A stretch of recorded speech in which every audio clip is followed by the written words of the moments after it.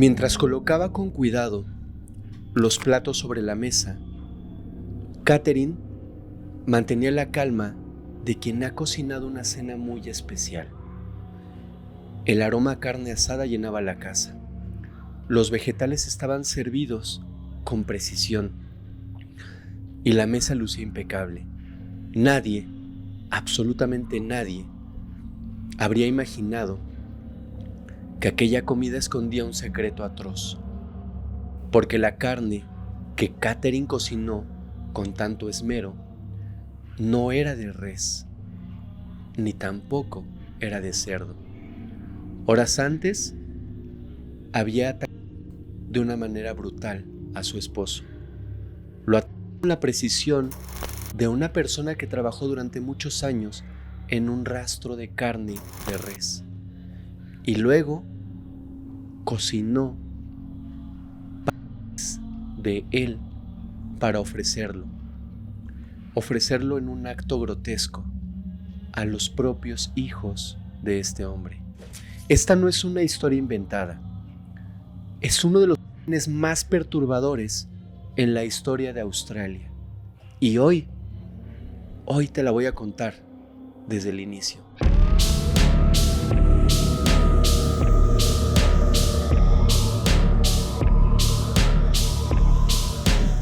Bienvenidos a un nuevo capítulo de Historial Criminal. Australia está llena de paisajes tranquilos, pueblos silenciosos y comunidades donde en apariencia nunca pasa nada. Son lugares donde la rutina se respeta, donde todos se conocen por su nombre, donde la calma parece inquebrantable. Y tal vez por eso, cuando ocurre lo impensable, el impacto es aún mayor, porque nadie espera que el horror más profundo llegue justo desde la casa del vecino. Nadie imagina que detrás de una puerta cerrada se esté gestando una de las historias más perturbadoras que ese país y que el mundo entero hayan conocido. Esta es la historia de Catherine Knight y la noche en que todo cambió para siempre. Era marzo del año 2000. La ciudad de Aberdeen, en Nueva Gales del Sur, no aparecía en los titulares internacionales.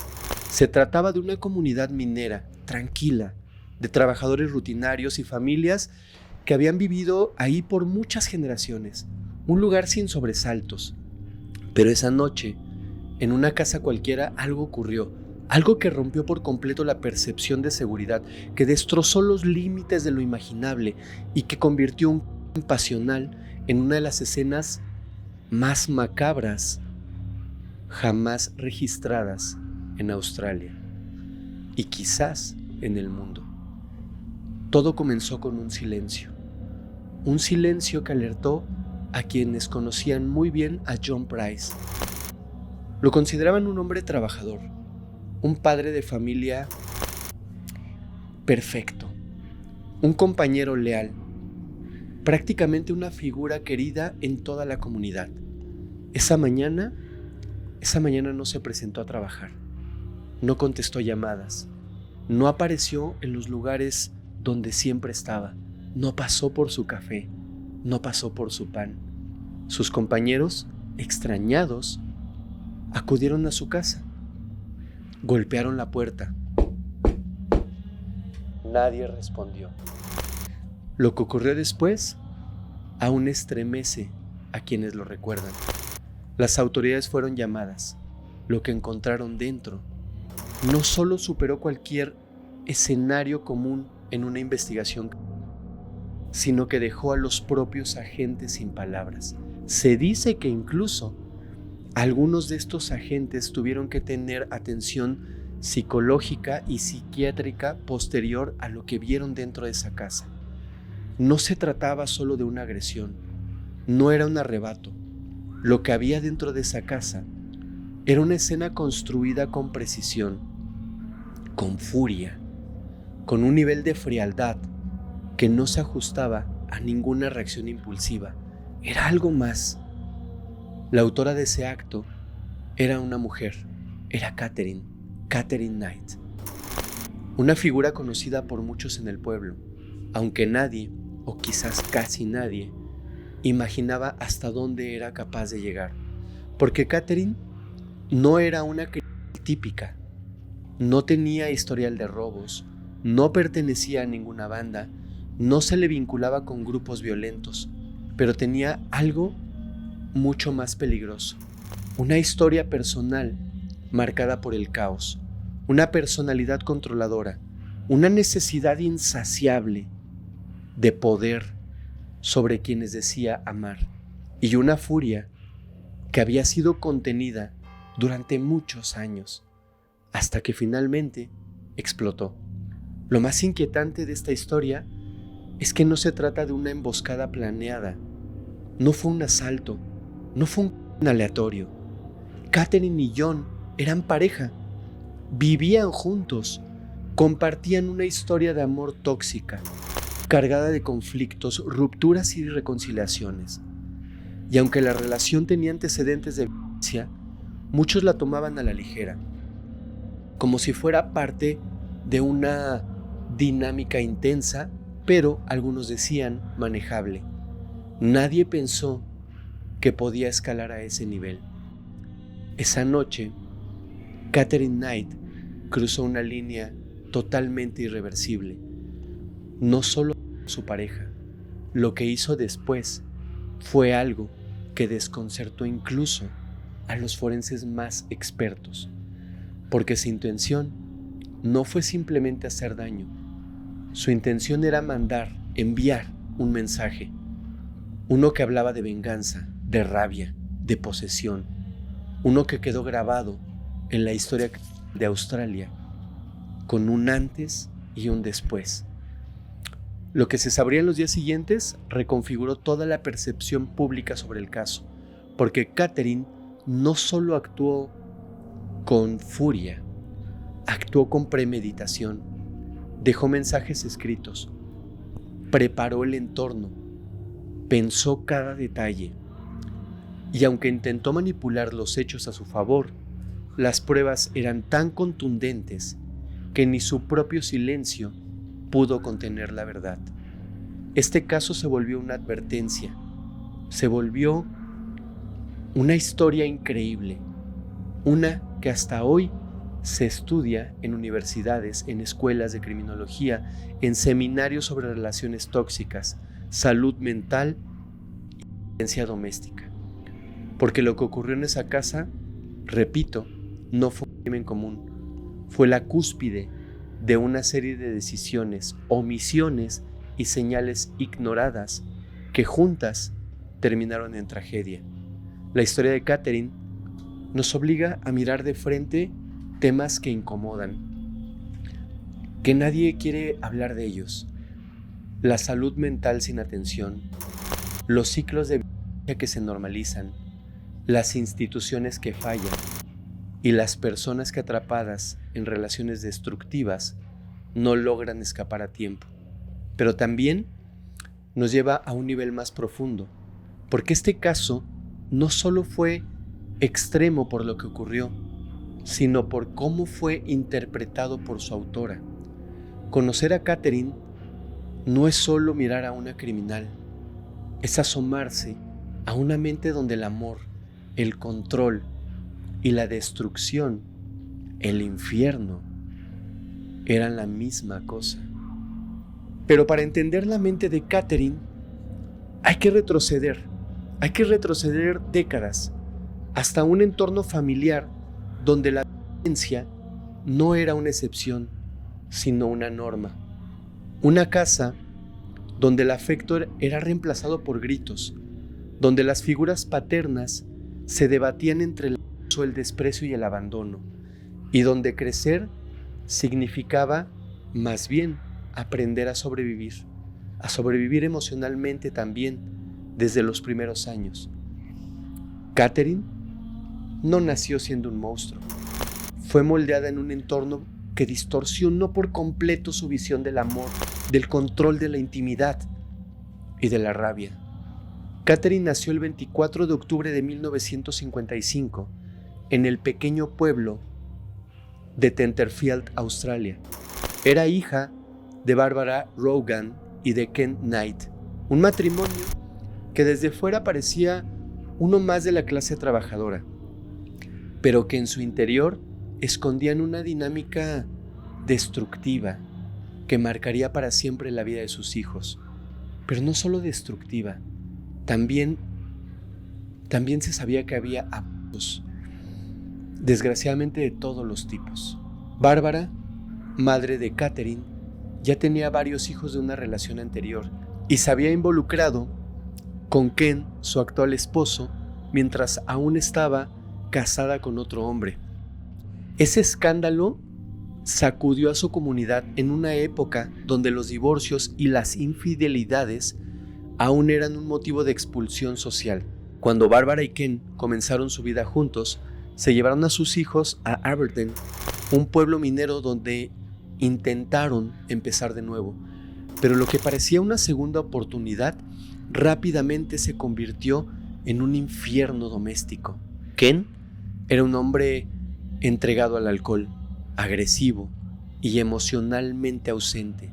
Según declaraciones posteriores de Bárbara, era común que él la obligara a tener relaciones contra su voluntad y que los episodios de agresión eran parte del día a día. Pero esto, desgraciadamente, no solamente lo vivía Bárbara. Este tipo de agresiones contra su voluntad, este tipo de actos contra su voluntad, desgraciadamente también se extendían a sus hijos. Su madre, por supuesto, no se los ocultaba. Al contrario, a veces incluso se los contaba con crudeza, con dolor, con una mezcla entre resignación y odio. La relación de Catherine con su madre fue compleja desde el principio. No era una relación de protección, sino de transferencia emocional. Bárbara no cuidaba a su hija, más bien la convertía en su confidente, en receptora del trauma que ella estaba viviendo. Y en algún momento de su vida, Catherine también empezó a vivir ese trauma. En algún momento ella dice en declaraciones posteriores que al interior de la familia, varios familiares desafortunadamente abusaron de ella de muchas formas. Catherine escuchaba desde muy pequeña cómo su madre describía con detalle este tipo de abusos, cómo hablaba del desprecio que sentía por los hombres y cómo le advertía que la vida para una mujer era simplemente dolor, traición y sometimiento. Evidentemente, esto era producto de la vida que ella misma llevaba. Años más tarde, esta carga emocional tendría consecuencias devastadoras. En la escuela, Catherine no destacaba por su rendimiento académico, pero sí por su temperamento. Era una niña retraída, con estallidos de ira repentinos, incapaz de gestionar el rechazo o la frustración. No podía manejar esto, no podía con el rechazo.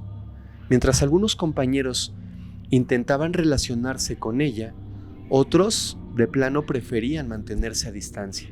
Sus cambios de humor eran intensos y a veces pasaba de una aparente tranquilidad a una agresión desmedida, pero en cuestión de segundos. No tenía habilidades para el diálogo. Su forma de resolver los conflictos era el miedo. A los 12 años comenzó a manifestar comportamientos más severos. Amenazaba a compañeros, se aislaba durante días y mostraba un apego excesivo a ciertas figuras de autoridad. A pesar de ello, nunca recibió apoyo psicológico. En esa época, los problemas emocionales infantiles eran minimizados y directamente ignorados tanto por padres como docentes. Es una etapa, decían algunos. Ya se le pasará, decían otros, pero no se le pasó nunca. Durante su adolescencia, Catherine sufrió una serie de eventos que intensificaron aún más su desequilibrio emocional. En entrevistas posteriores, declaró, como ya vimos, como ya les conté, declaró que desafortunadamente había sido víctima de agresión por parte de miembros cercanos de su familia. aunque algunos de estos testimonios fueron difíciles de verificar. Lo cierto es que esos años consolidaron en ella una visión del mundo profundamente distorsionada. Los vínculos afectivos estaban basados en el control, el dolor y las amenazas. En su mente, en esa mente oscura, amar y dañar eran parte del mismo acto. Uno iba de la mano del otro. Cuando terminó la secundaria, Katherine no continuó con estudios superiores. En lugar de eso, comenzó a trabajar como aprendiz en una fábrica de ropa, pero no duró mucho tiempo. A los 18 años, consiguió un empleo en el Matadero o Rastro de Aberdeen, un lugar que marcaría para siempre su vida. Ahí, rodeada de objetos punzocortantes de uso industrial, carne de res, carne de puerco y una rutina mecánica. Ahí encontró no solo una fuente de ingreso, sino una especie de hogar simbólico. Le encantaba ese entorno, se sentía cómoda con esas herramientas afiladas. Incluso dicen que todos los días, antes de empezar su trabajo, tomaba una piedra y afilaba con mucho cuidado esas herramientas. Rápidamente dominó con muchísima habilidad lo que se necesita saber para trabajar en un lugar donde vas a despachar carne de res, carne de cerdo, de piezas que son enteras. Ella decía a los demás que había nacido para eso, que eso era lo que le gustaba, que eso era lo que le apasionaba.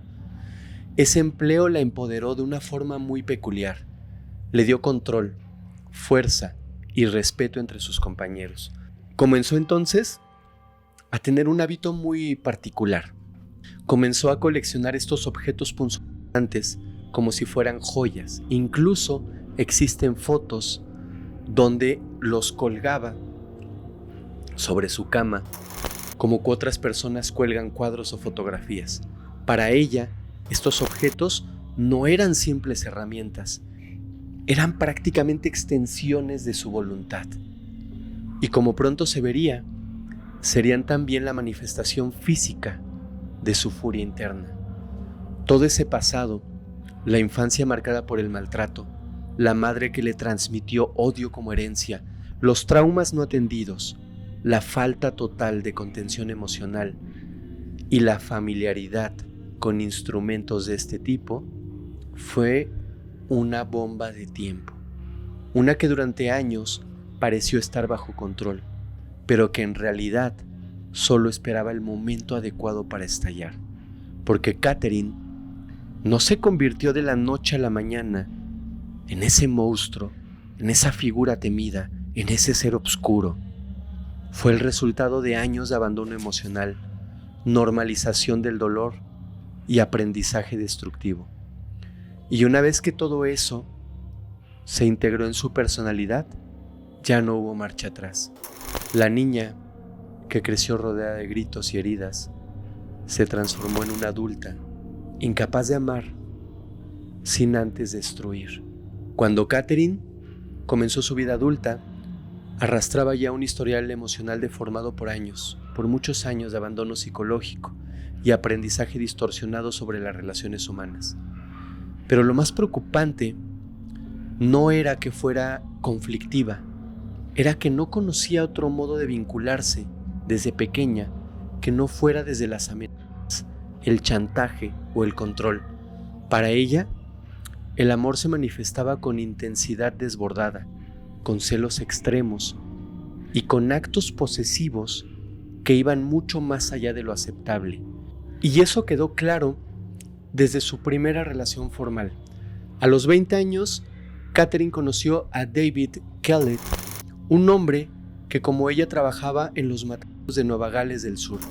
David no era un santo, tenía problemas con el alcohol, arrastraba conflictos personales no resueltos y también mostraba signos de desequilibrio emocional. De hecho, había sido dado de baja del ejército tras sufrir un episodio traumático. Era, en muchos sentidos, un hombre herido, y en Catherine encontró a alguien que no solo aceptaba sus defectos, sino que además los entendía, o al menos eso pensaba él. Desde el inicio de la relación fue muy volátil. Pasaban de momentos de aparente tranquilidad a discusiones brutales. No una discusión normal, discusiones donde incluso llegaban a los golpes, pero no por parte de él, por parte de ella. Y esto pasaba en cuestión de segundos, minutos. Catherine tenía estallidos de ira totalmente impredecibles, episodios en los que lanzaba objetos, amenazaba o simplemente se iba por días sin avisar. David, en vez de alejarse, se sumergió más en la dinámica, atrapado en un círculo de atracción tóxica del que no sabía o no quería salir. Para él, esos arrebatos eran parte del carácter fuerte de su pareja. No los veía como señales de alerta. Entonces, es así que se casaron en el año de 1974. La boda fue todo menos convencional. Según relatos de testigos, Catherine llegó totalmente ebria, golpeó al novio durante la recepción y le advirtió delante de todos los invitados que si alguna vez osaba engañarlo, si alguna vez ella veía muestras de infidelidad, lo lamentaría, según sus palabras, como ningún otro hombre en la historia. Nadie se tomó en serio aquella amenaza. Pensaron que era una exageración, un arranque de celos, algo propio de su personalidad explosiva. Pero con el tiempo, sus advertencias comenzaron a sonar menos como una broma, menos como un arranque y más como una profecía. Durante los primeros años de matrimonio, los episodios de violencia se intensificaron. Catherine golpeaba a David con lo que tuviera a la mano: planchas, sartenes, botellas, palos, todo. En una ocasión, mientras él dormía, intentó privarlo de la respiración con sus propias manos. El motivo, escuchen esto, porque había soñado que él le había sido infiel. El nivel de paranoia y control alcanzaba límites extremos. Repetía constantemente que los hombres son todos iguales y que no confiaría jamás en ninguno. Aún así, David se mantuvo a su lado. Sí, increíblemente, después de que una noche abre los ojos, la ve encima de él, tratando de quitarle la respiración con sus propias manos, aún así decidió mantenerse ahí. Entre reconciliaciones, separaciones, enojos, desacuerdos y besos, tuvieron una hija.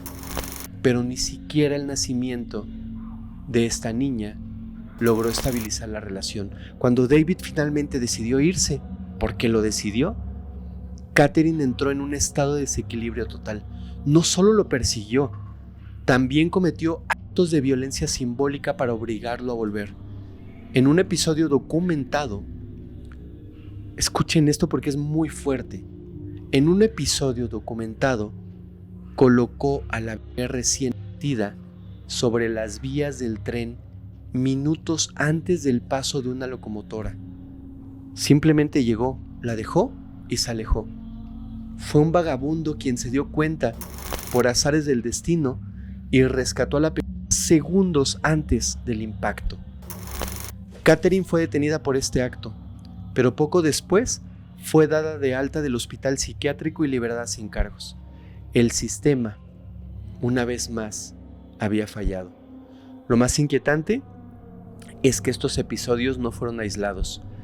Catherine repetía el mismo patrón con cada nueva pareja. Empezaba con seducción intensa, con promesas de lealtad, lealtad absoluta, con gestos exagerados de afecto.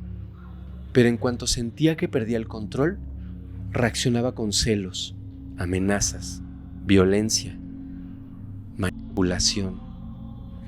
Y cuando esas personas intentaban alejarse, ella respondía con un nivel de agresión que no parecía tener límites. Tras separarse definitivamente de David Kellett, Catherine tuvo una nueva relación, cada una de ellas más breve y más destructiva que la anterior. Con uno de sus novios, en una ocasión, tomó un objeto punzante y perdió los neumáticos de su auto. Esto en castigo por haber salido sin avisarle a dónde iba. Con otra pareja que tuvo, lo atacó con unas tijeras solamente por contestar una llamada de su hermana. En todos los casos, las señales estaban ahí, las denuncias existían, las historias circulaban en el pueblo. Se sabía que Catherine era extremadamente agresiva con las parejas que llegaba a tener, pero nadie, ni las autoridades, ni sus parejas, logró detenerla, ya fuera por miedo, por vergüenza de ir a denunciar, que no tiene lógica porque estás siendo agredido, o por simple negligencia de las autoridades. Catherine seguía operando sin consecuencias reales. Con el tiempo, su reputación creció. En Aberdeen ya se le conocía como una mujer inestable, posesiva y peligrosa. Pero también algo muy característico de este tipo de personas es que era carismática, manipuladora y tenía una forma de presentarse ante los demás que generaba confusión, pero también, dicen algunos, generaba cierta fascinación por conocerla. Podía parecer encantadora frente a extraños, divertida en reuniones, amable con los hijos de sus amigas. Era una especie de dualidad, lo que la hacía impredecible y por lo tanto más peligrosa. Nunca sabías qué versión de Catherine ibas a encontrar. Durante casi 2 décadas dejó una estela de relaciones fallidas, agresiones no sancionadas y un historial que ya anunciaba lo que vendría después, porque Catherine no sabía soltar, no sabía aceptar el rechazo. Para ella, terminar con alguien era impensable, y cuando sentía que ya no tenía el control, recurría a lo único que conocía desde niña, desgraciadamente: la manipulación y la violencia. La última pareja que intentó frenar ese espiral, John Price, un hombre que al principio creyó que podía manejarla, que pensó que su experiencia, su carácter y su amor por la estabilidad serían suficientes para contenerla. Pero lo que John no sabía era que Catherine nunca se conformaba solamente con amar. Tenía que poseer, y esa necesidad sería el principio del fin. Pero vamos a ver quién fue este último hombre en su vida. John Charles Thomas Price era, en muchos sentidos, el tipo de hombre que inspira respeto sin necesidad de levantar la voz. En aquel entonces tenía 44 años, 3 hijos, un buen trabajo en las minas de Aberdeen y una reputación de seriedad y esfuerzo entre sus vecinos. No era el hombre perfecto, pero sí era alguien confiable, estable y, como muchos lo describían, con los pies en la tierra. Por eso, cuando comenzó una relación con Catherine, muchos pensaron que tal vez por fin ella había encontrado a alguien que pudiera darle equilibrio, pero estaban muy, muy equivocados.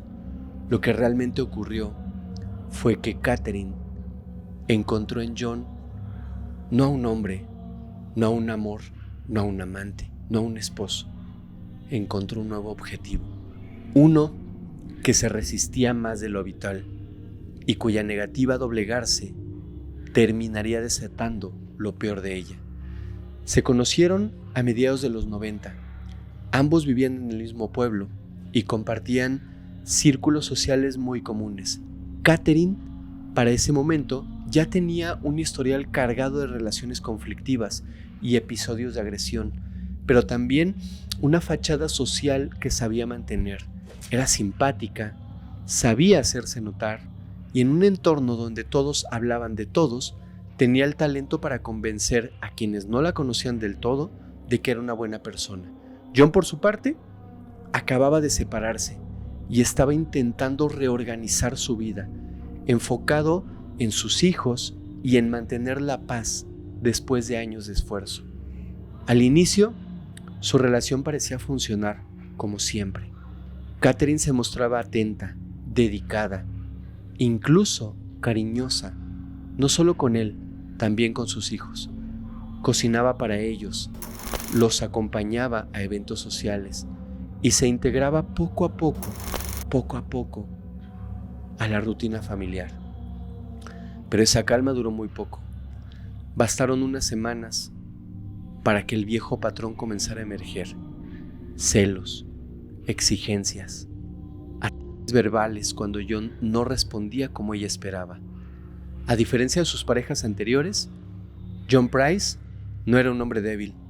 Sabía poner límites y eso, muy lejos de contener a Catherine, la irritaba aún más. Con el tiempo los conflictos se volvieron parte de la dinámica. Discutían en público, ella lo insultaba frente a sus compañeros de trabajo y comenzaba a ejercer control sobre su casa, sus horarios e incluso sus amistades. Pero John, a pesar de todo, seguía ahí. Decía que ella tenía sus cosas, pero también tenía un gran corazón. La misma frase que tantas veces se repite en relaciones marcadas por la manipulación emocional. Y tenemos que tener mucho cuidado en identificarlas.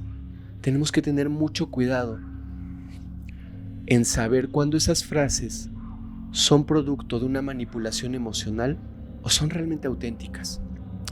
Pero bueno, ese optimismo afectivo fue lo que lo mantuvo al lado de una mujer que ya estaba mostrando señales claras de inestabilidad emocional. Para sus hijos, los hijos de John, la situación era muy diferente. Ellos sí percibían el riesgo, no confiaban en Catherine, la consideraban invasiva, impredecible, agresiva, cuando no se salía con la suya. Varios amigos de la familia intentaron advertirle a Price que debía alejarse, que tuviera cuidado, porque las cosas podían escalar, que había rumores, que se decían cosas, que ella era agresiva, que ella le pegaba a sus novios anteriores. Pero él minimizaba todos estos episodios. Decía que con el tiempo se le iba a pasar, o que todos tenemos un lado complicado, entendámosla. Lo que no sabía era que con cada día que pasaba, ella acumulaba más resentimientos, como esa gota de agua que cae del techo y que poco a poco va haciendo un charco. Porque Catherine no perdonaba la independencia y John, según ella, tenía demasiada independencia. El punto de quiebre llegó cuando durante una discusión Catherine decidió vengarse de una forma calculada. Robó documentos personales de John en su casa y los presentó a su empleador, acusándolo de haber robado equipo médico de la mina donde trabajaba, algo que era totalmente mentira.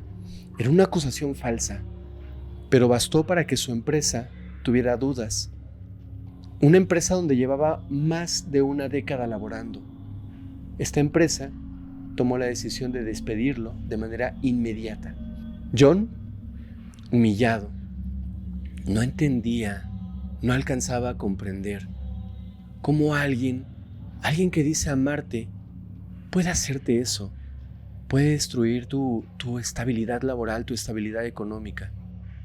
A pesar del golpe, no la denunció, no tomó represalias, solo la echó de su casa y trató en un vano intento de volver a la normalidad. Pero Catherine, como siempre, como ya vimos, no aceptó el rechazo. Comenzó a enviarle cartas, a ir a su casa sin invitación, a aparecer en su trabajo temporal, uno que había conseguido con mucho esfuerzo. Y poco a poco, logró reinsertarse en su vida. El ciclo de violencia emocional volvió a empezar, pero esta vez mucho más fuerte. Algunos amigos de John afirmaban que toda esta situación se dio porque John seguía enamorado profundamente de ella. Otros decían que simplemente le tenía miedo. Otros decían que la recibió nuevamente por lástima. Sea como sea, Catherine regresó a su casa y con ella volvió un control más férreo. Pero esta vez algo era diferente. John sabía que ya no había una salida amable. Lo había intentado todo: hablar, negociar, ignorar, incluso alejarse. Nada funcionaba.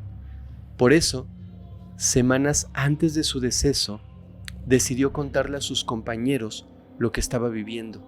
En una ocasión, a un grupo de compañeros que le tenía mucha confianza les dijo: si algo me pasa, ya saben quién fue. Fue Catherine. Esa frase fue casi una despedida, una advertencia lanzada al viento, como si en el fondo ya supiera que se acercaba poco a poco el final, ese final tan trágico. También le contó a su jefe más cercano que temía por su vida. Intentó obtener una orden de restricción, pero al tratarse de una relación de convivencia reciente, no era fácil justificarla sin pruebas físicas. El sistema no supo cómo actuar a tiempo. Y Catherine, mientras tanto, seguía en casa, observando cada movimiento, cada lugar, cada cosa que hacía John, planeando meticulosamente el siguiente paso, así como sus herramientas para trabajar en el rastro.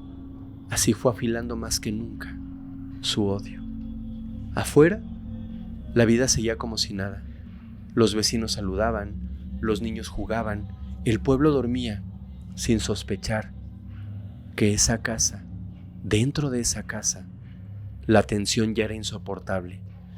John Price no era un hombre cualquiera.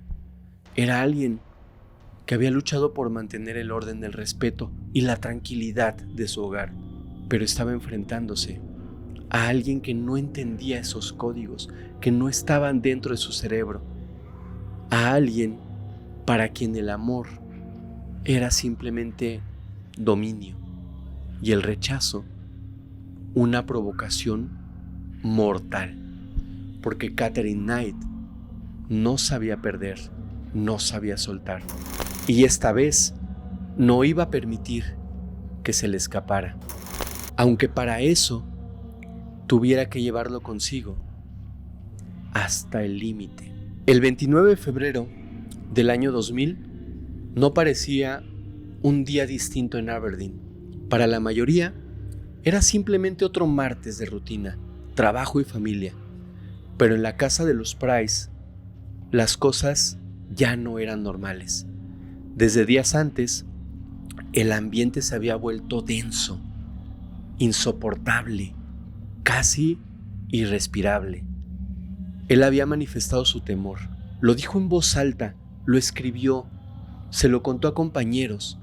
Tenía miedo, tenía pánico de lo que Catherine pudiera hacerle. Temía por su vida literalmente, y nadie, absolutamente nadie, pudo detener lo que estaba por ocurrir. Esa noche, John volvió a casa después de jornadas de trabajo extensas. Había intentado mantenerse alejado de conflictos. No quería discutir, no quería provocarla, no quería más problemas. Y él perfectamente sabía que cualquier chispa podía desatar una cosa horrible. Se encerró en su habitación como otras veces, con la esperanza de que todo pasara, de que una noche más pasara, de que amaneciera y pudiera alejarse nuevamente de la casa yendo a su trabajo. No era la primera vez que sentía esa tensión, pero sí era la primera en la que se notaba resignado, sin fuerzas, cansado. Ya no discutía, ya no reaccionaba, solo esperaba. ¿Qué? ¿Quién sabe? Catherine, en cambio, estaba extrañamente calmada.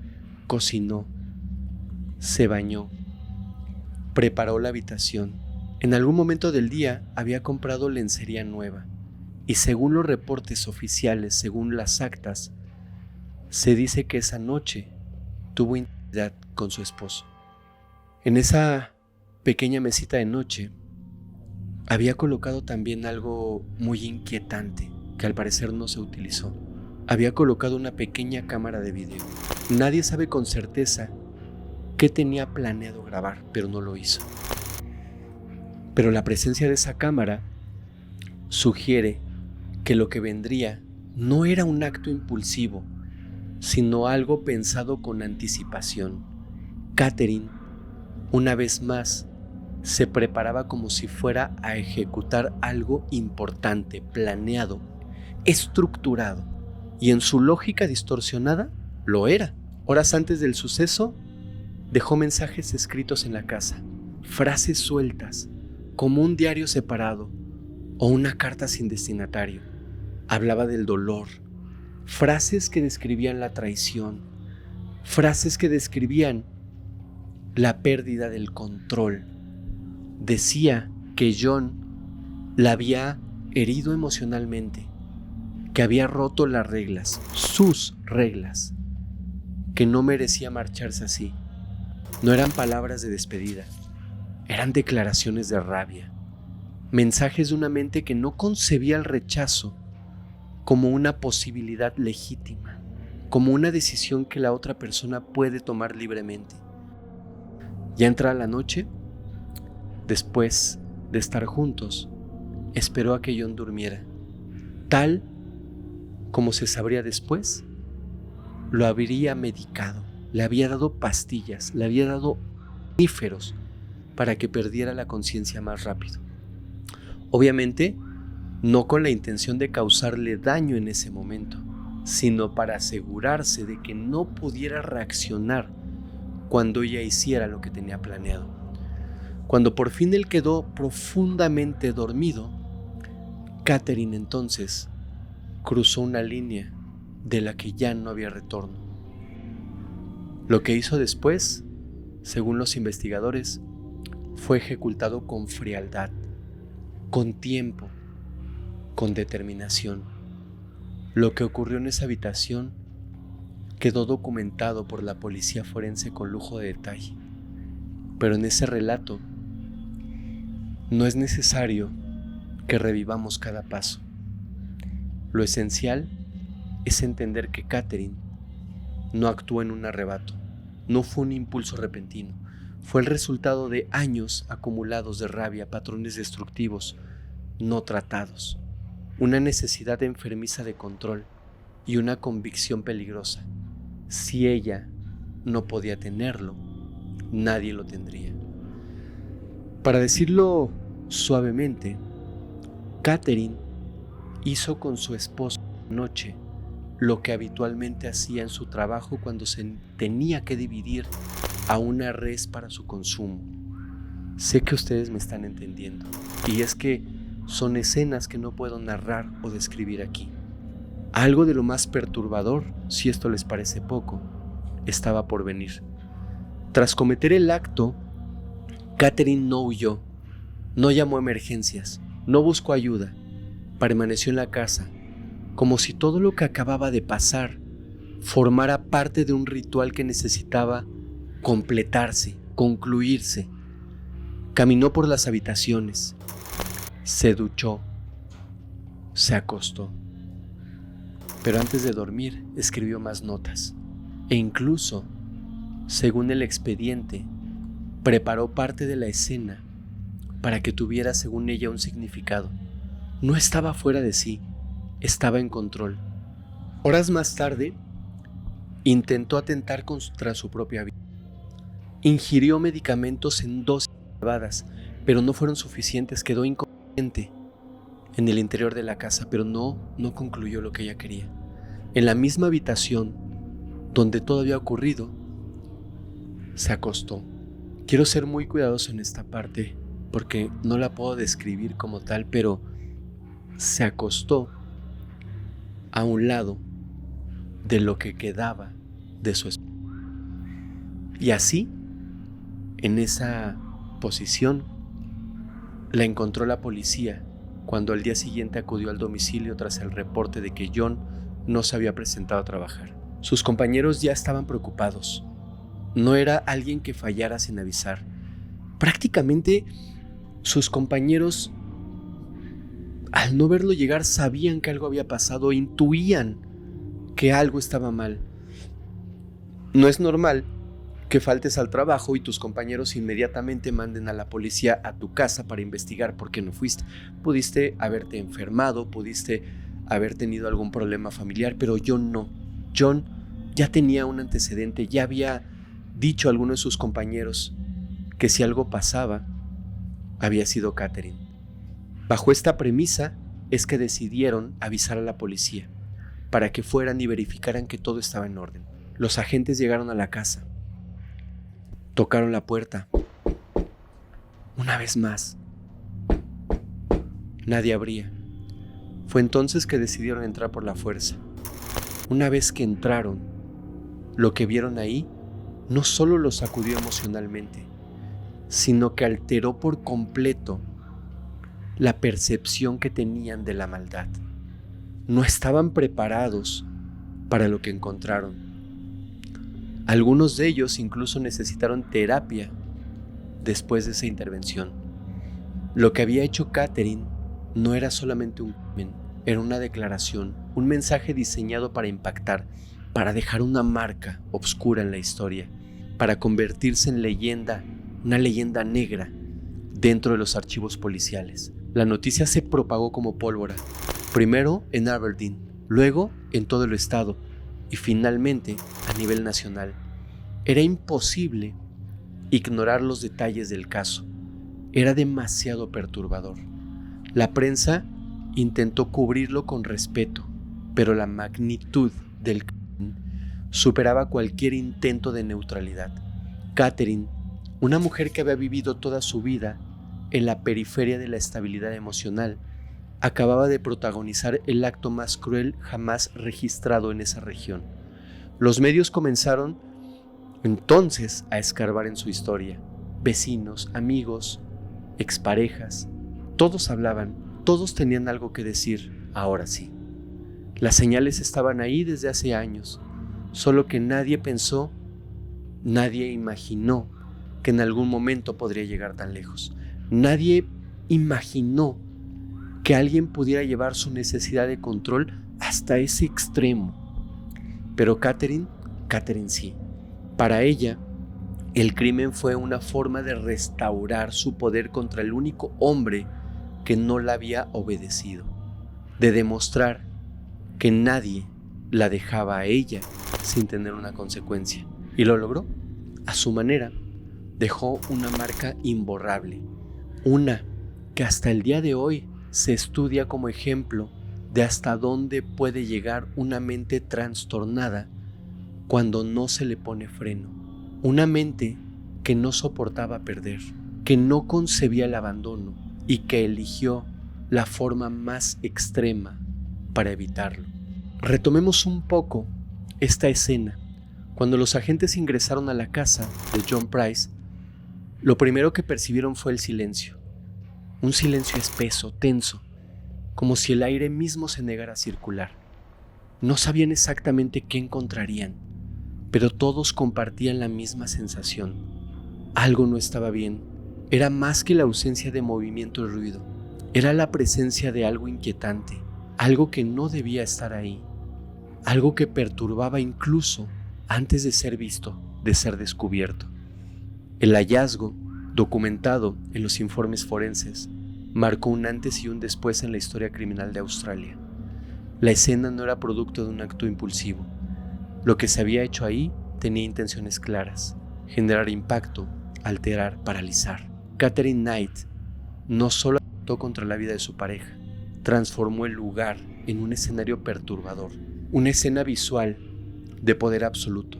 Y eso, desde una perspectiva psicológica, dice mucho más que cualquier confesión.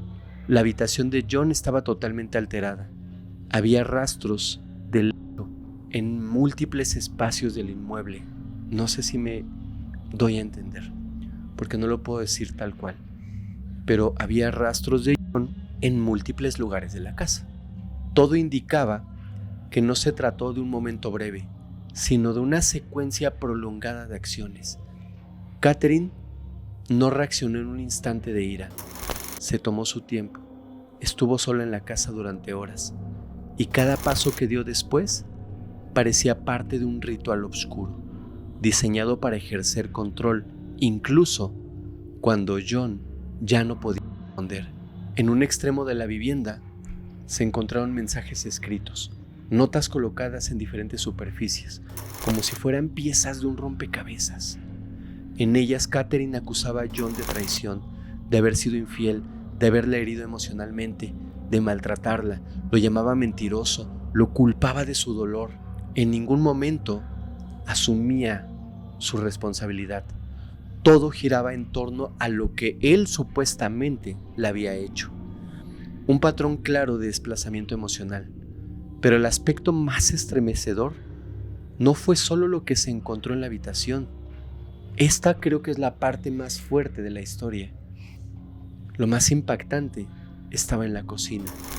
Catherine, experta en el despiece por su experiencia laboral en un matadero de reses, había utilizado sus conocimientos de una forma escalofriante. Es así que cocinó tés de John y las colocó en platos servidos junto a guarniciones meticulosamente arregladas. Lo más inquietante es que sobre cada plato había pequeños carteles con los nombres de los hijos de John. Según la investigación, su intención habría sido servir esa comida a los propios hijos de John, que no eran hijos de ella. Esto, según la investigación, como un acto final de venganza y sometimiento, un gesto de dominio que buscaba trascender la vida y tocar directamente a lo que él más amaba.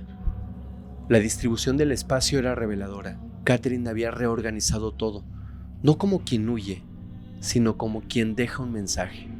La escena no era un caos, era un discurso, un lenguaje compuesto por acciones. Cada objeto estaba donde debería de estar, cada movimiento fríamente calculado. No había desesperación, no había culpa, había un propósito. El análisis de los expertos fue claro. El acto tenía una alta carga simbólica. Catherine no quería simplemente que John dejara de existir. Quería controlarlo, incluso después de que éste ya no tuviera. Asegurarse de que él, su recuerdo y su historia quedarán marcadas para siempre, pero bajo sus condiciones. Este nivel de planeación y simbolismo no es común. Se asocia con estructuras mentales muy complejas, con personalidades que viven el abandono como una humillación intolerable. Para alguien como Catherine, no ser elegida, no ser obedecida, no era solo un fracaso emocional, era una traición, y ante la traición, su respuesta era el castigo. Durante el juicio, uno de los especialistas en conducta humana explicó que Catherine mostraba un patrón de trastorno límite de la personalidad con rasgos de egocentrismo extremo y una percepción distorsionada del vínculo afectivo. Para ella, el otro no era un individuo, sino una extensión de sí misma, y cuando esa extensión se le escapó, decidió destruirla, acabarla, aniquilarla por completo. Así, el caso de Catherine no solo conmocionó por su brutalidad, sino por lo que representa, un crimen que no fue espontáneo, sino más bien simbólico, un castigo en forma de ritual, un manifiesto de control llevado al límite. Su mensaje fue claro, frío y calculado. Esto pasa cuando me abandonan, y en ese mensaje no había espacio para el remordimiento, solo para el dominio absoluto. Tras el impacto mediático y el estremecimiento colectivo que dejó la escena del crimen, llegó el momento más esperado para la comunidad, el juicio. El país quería respuestas, la gente de Aberdeen quería respuestas, querían entender, querían ver cara a cara a la mujer que había protagonizado uno de los actos más perturbadores en la historia reciente de Australia. Y Katherine Knight no decepcionó, al menos no en el sentido que todos esperaban. Su comportamiento en el proceso judicial fue tan desconcertante como todo lo que había ocurrido antes.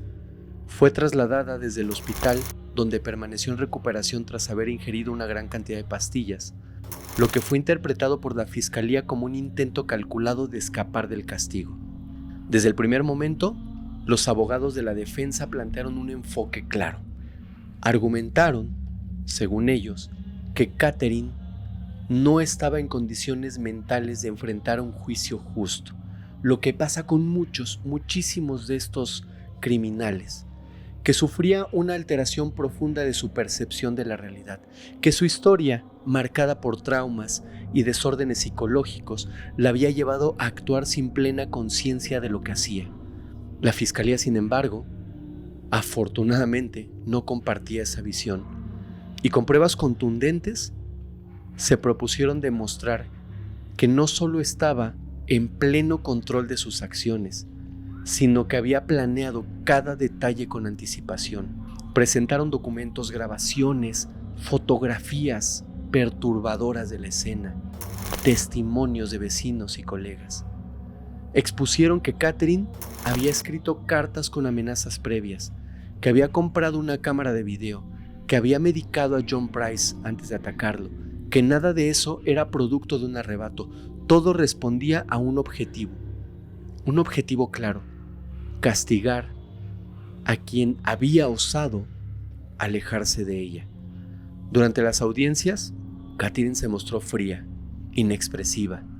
No lloraba, no pedía perdón, no hablaba. Su silencio fue interpretado por algunos como culpa, por otros como estrategia. Pero el jurado no necesitaba emociones, necesitaba hechos. Y los hechos eran irrefutables.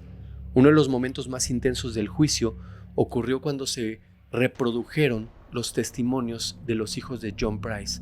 Ellos relataron el miedo que sentían desde que ella llegó a sus vidas. Contaron cómo semanas antes su padre ya temía lo peor. Compartieron los mensajes que les había enviado, donde decía que si algo le pasaba, Katherine sería la responsable. Cada palabra era como una puñalada para el jurado. Era imposible escuchar eso sin conmoverse, sin indignarse, sin sentir el peso de la tragedia. Los peritos psiquiátricos convocados por la fiscalía coincidieron en algo clave. Katherine no sufría una alteración mental que le impidiera distinguir entre el bien y el mal. ¿Tenía un trastorno de personalidad? Sí, pero eso no la volvía inimputable. Sabía lo que hacía, sabía las consecuencias, y aún así lo hizo, solo porque quería hacerlo, porque lo había planeado, porque en su mundo oscuro y retorcido, la única justicia válida era la suya, la justicia de Katherine Knight. La defensa entonces intentó contrarrestar esta posición presentando antecedentes familiares, episodios de hospitalización y entrevistas clínicas donde Katherine narraba su infancia traumática, su odio hacia las figuras masculinas, su necesidad de protegerse a través del control. Pero nada de eso fue suficiente para borrar el nivel de planificación detrás de lo que había hecho. Finalmente, y de forma sorpresiva, antes de que se iniciara la selección formal del jurado, antes de que las cosas avanzaran, Katherine Knight cambió su declaración. De un momento a otro, se declaró culpable de todo lo que se le acusaba, sin condiciones, sin justificaciones. Pero no hubo explicaciones, no hubo alegato, solo la aceptación directa del acto que había cometido. El juzgado entero quedó en silencio. Nadie, absolutamente nadie lo esperaba. No era común que alguien que había negado todo, que había mantenido la frialdad por semanas, de pronto aceptara la responsabilidad total. Algunos lo vieron como un acto de estrategia, evitar el juicio público y minimizar la exposición. Otros lo interpretaron como una forma de control final, de cerrar la historia, pero no por orden de un juez, cerrar la historia en sus propios términos y cuando ella quería. El resultado fue inmediato. El juicio no se celebró como estaba previsto. En lugar de eso, se procedió inmediatamente a la sentencia. Y lo que vino después fue histórico. Katherine Knight se convirtió en la primera mujer en la historia de Australia condenada a cadena perpetua sin posibilidad de libertad condicional bajo ningún precepto. La jueza fue clara y directa. Este crimen es tan grave que la sociedad jamás puede arriesgarse a que usted, Katherine, regrese a las calles. Nunca, nunca debe de pasar eso. En el tribunal no hubo aplausos, no hubo celebración, solo silencio. Un silencio que esta vez no era miedo, era resignación, era justicia. Katherine entonces fue trasladada a la prisión de Silverwater, una de las más estrictas del país. Ahí permanece hasta el día de hoy. No recibe visitas, no da entrevistas, no habla con la prensa. Es como si después de haber hecho todo, hubiera decidido desaparecer. Pero su historia no desapareció, al contrario, se convirtió en un caso de estudio, en una historia que todavía hoy se cuenta con un suspiro y una mirada de incredulidad después de conocerla. Porque hay crímenes que se explican y hay otros que solo se sienten. Katherine Knight no solo destruyó una vida, destruyó la idea misma de que el mal siempre tiene cara de extraño.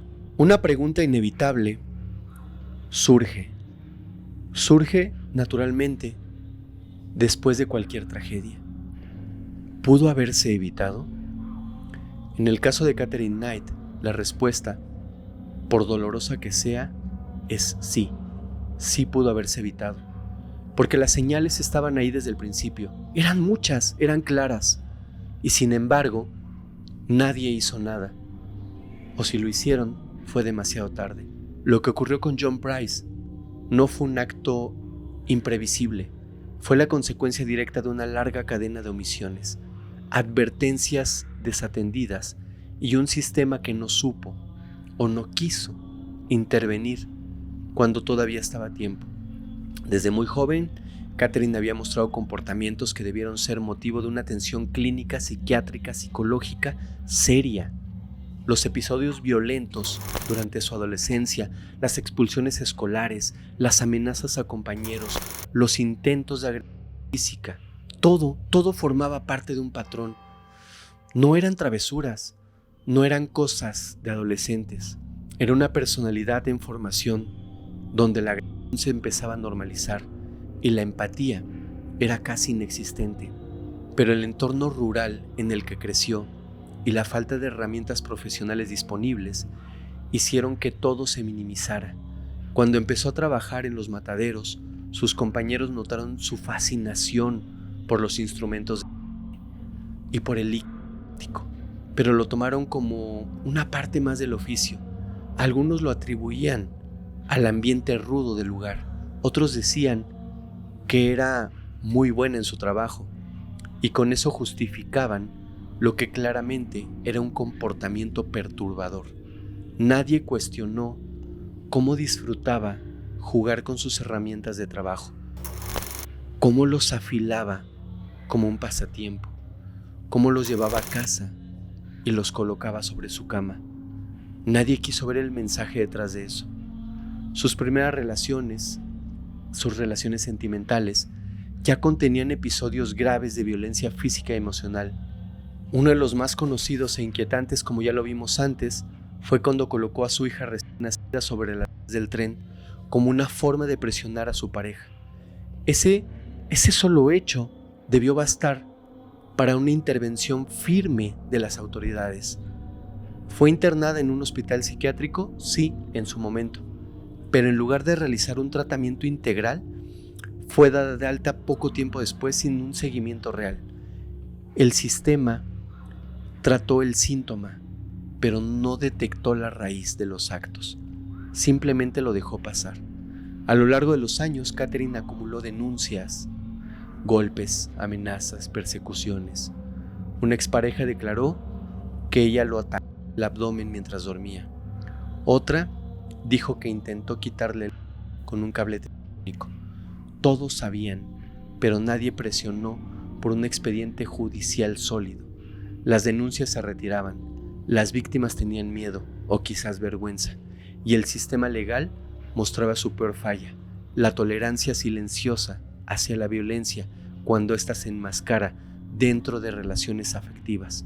Cuando John Price llegó a su vida, Katherine ya era conocida en Aberdeen. Se hablaba de ella con una mezcla de burla y temor. Algunos la llamaban la loca del...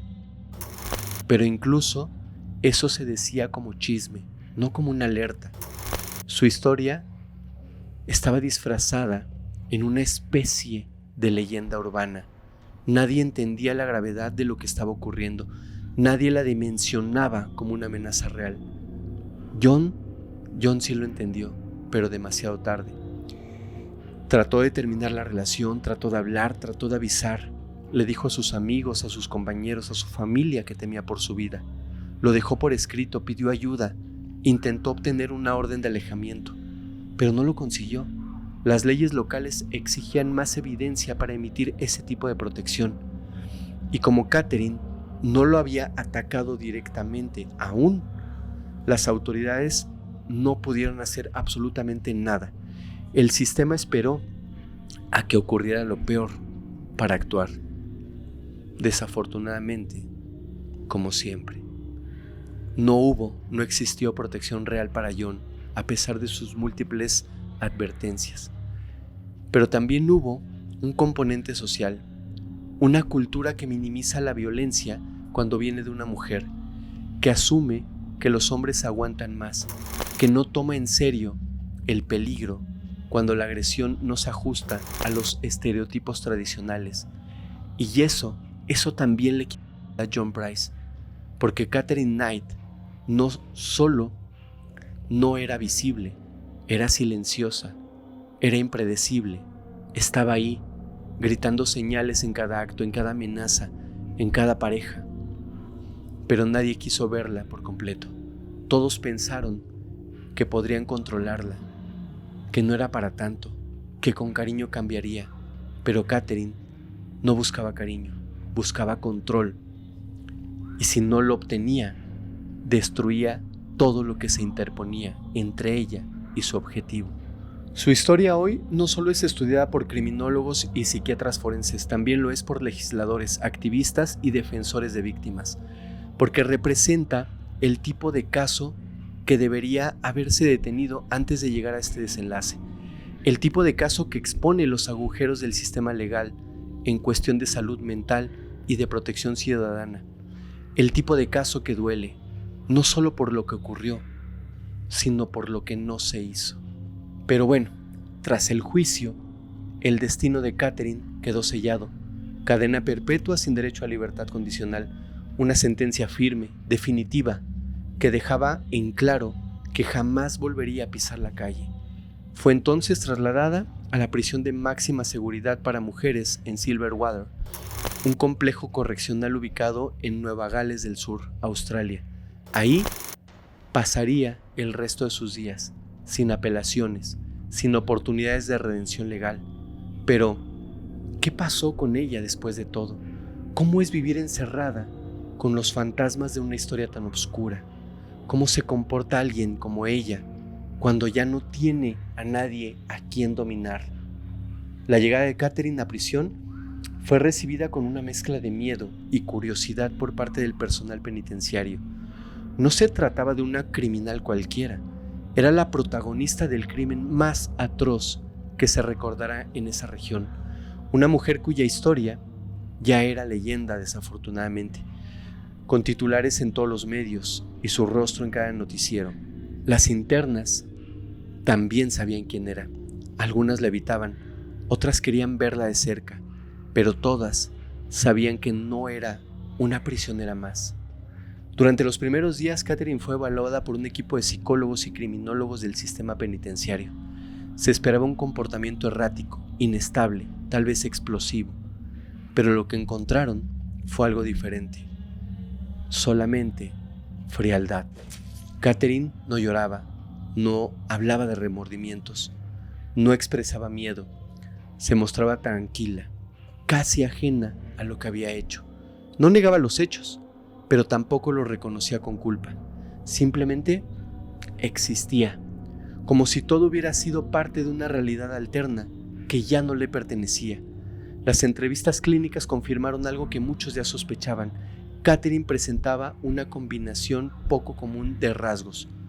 Su diagnóstico más sólido fue el de trastorno límite de la personalidad con rasgos narcisistas severos, lo cual explicaba su dificultad para mantener relaciones sanas, su necesidad constante de control, sus explosiones de furia ante el abandono y su falta de empatía cuando sentía que alguien la había traicionado. Pero más allá del diagnóstico, lo que preocupaba era su ausencia total de arrepentimiento. No había interés en asumir responsabilidad, ni siquiera curiosidad por saber cómo se percibía desde afuera. Catherine vivía en su propia narrativa, una narrativa donde ella había sido víctima de una serie de circunstancias injustas y donde lo ocurrido no era más que una consecuencia inevitable. Esta desconexión con la realidad emocional de los hechos fue lo que más llamó la atención de los profesionales que la empezaron a evaluar. Dentro del penal, su comportamiento ha sido, hasta cierto punto, funcional. No ha generado mayores conflictos con el personal ni con otras internas.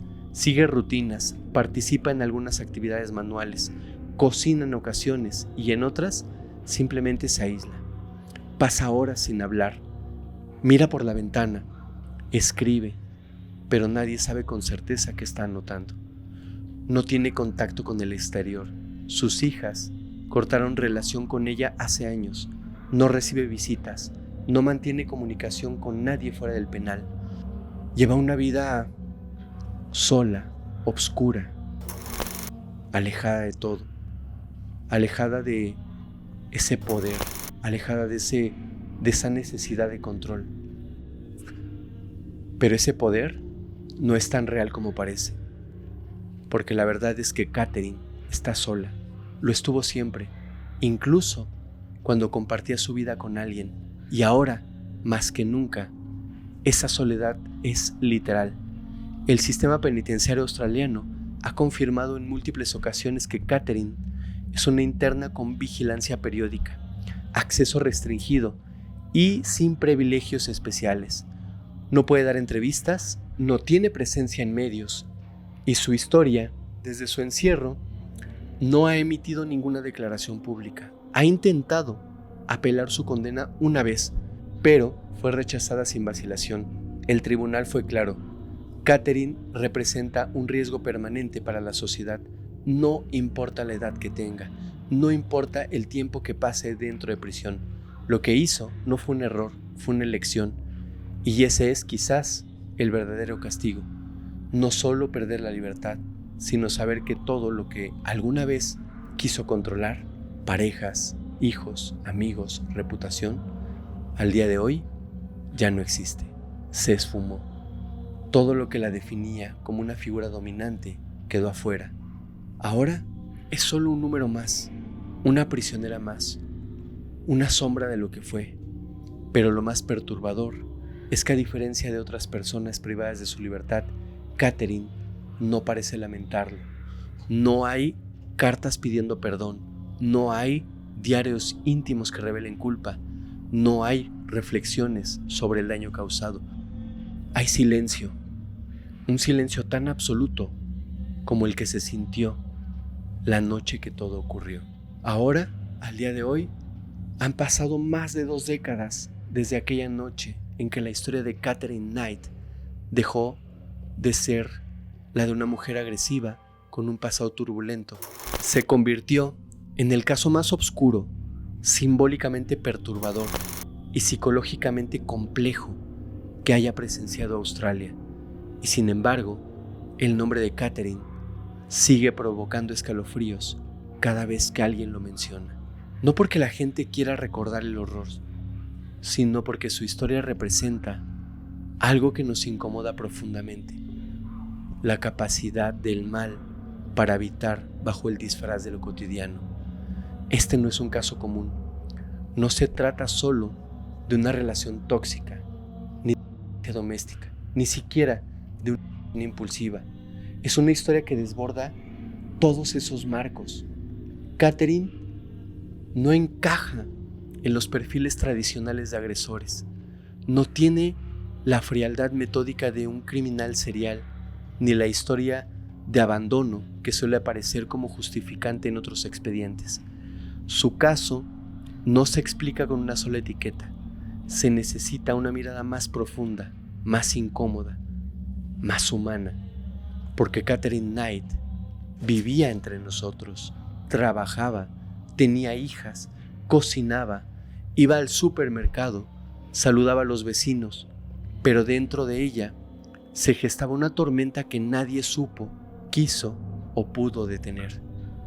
Y cuando estalló, lo hizo con una violencia simbólica tan brutal que sacudió los cimientos de todo el país.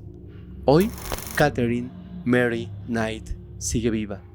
Tiene 70 años de vida y permanece detenida desde hace más de 2 décadas. No ha vuelto a pisar una calle ni ver el mundo exterior más allá de los muros grises del sistema penitenciario australiano. Y todo indica que así será hasta el último día de su vida. No existe una fecha tentativa de salida, no hay. No hay programas de reinserción. No se contempla una revisión futura. Su condena es clara: nunca saldrá.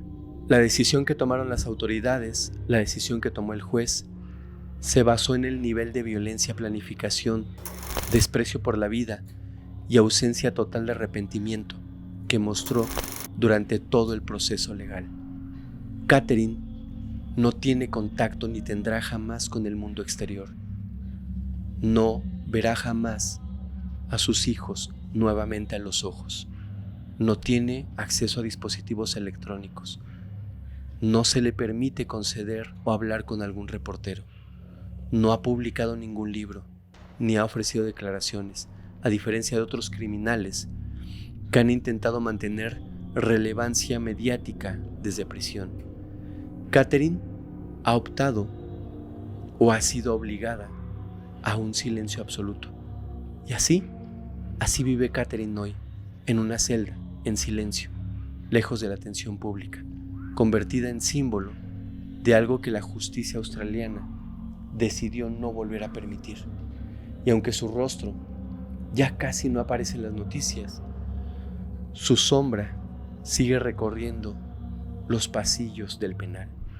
Una sombra que no busca redención, que no espera perdón, solo existe. Y eso para muchos es lo más escalofriante de todo, porque cuando el amor se convierte en control y el control en castigo, el silencio deja de ser protección y se vuelve peligro. Las relaciones tóxicas también deben de ser denunciadas. Siempre debe de haber un precedente. No debemos quedarnos callados. Amigos, hasta aquí el blog del día de hoy. Yo soy su amigo Fermex y los invito a suscribirse a Criminalmente. Ya saben, activen la campanita para que no se pierdan nuestro contenido semanal.